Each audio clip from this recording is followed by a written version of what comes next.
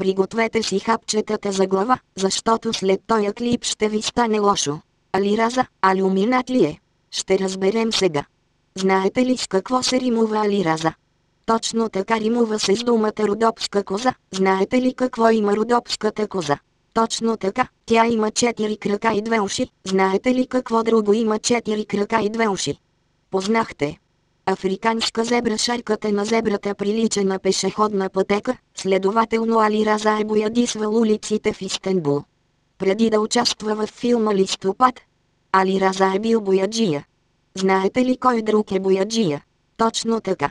Боби бояджията. Боби и Алираза не се познават. Алираза е от Турция, Боби е от България.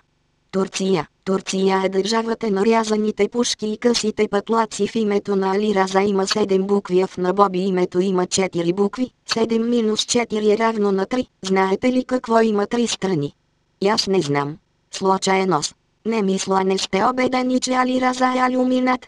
Нека влезнем по-надълбоко.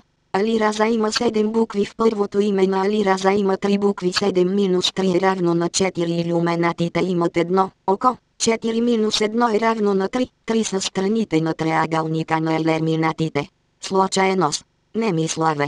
Алираза е ислямист. Илюминат потвърдено.